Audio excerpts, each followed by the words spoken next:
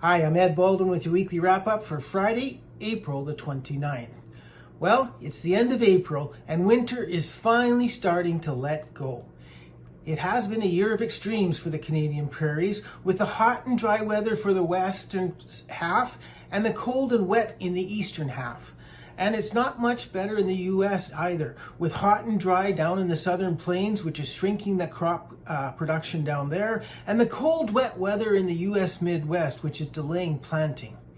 The markets, well, they have responded with a lot of nervousness, which has been supportive for higher prices. However, the markets were lower today on month-end profit taking. Our July canola contract this week, well, it finished up again. It was up $16.40 a ton and closed out at $1,188.10. The canola was up this week, with the Stats Canada estimating lower than expected seeded acres of canola for this year.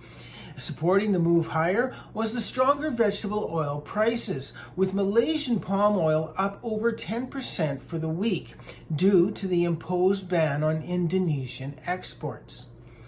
The July soybean contract, it was back and forth all week, but it did finish a little bit lower at the end of the day today. It was down 3 cents for the week and closed out at $16.85.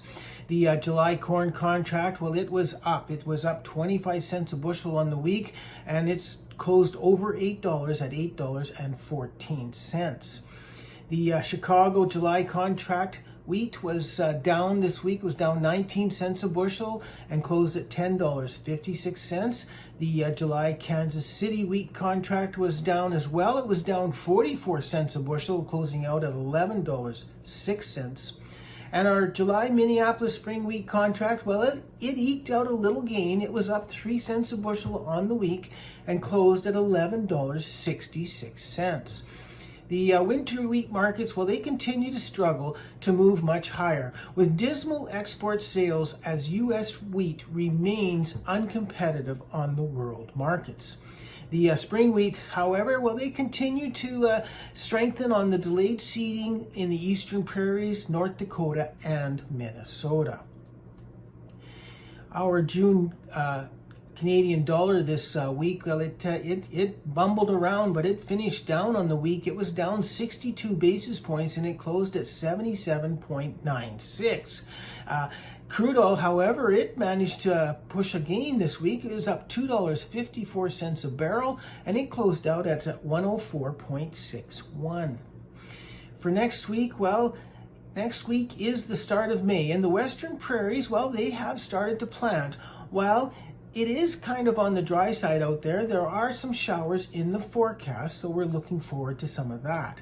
The eastern prairies, along with the U.S. northern plains, however, remain cold and wet. And another round of heavy rain forecasted for this weekend. With that being so, then we'll look for canola to continue to move higher. And now that prices are up over that $1,200 or had reached $1,200 this week, that target that we had given you last week, we're going to raise the bar just a little bit, and we're going to look for the market to go up and challenge that $1,240 to $1,250 area. For spring wheat, well, the trend is still up. However, it is starting to bang its head a little bit. And we're going to be looking for this market to try and get above $12 just to keep it going higher. I'm Ed Baldwin with your weekly wrap-up for Friday, April the 29th.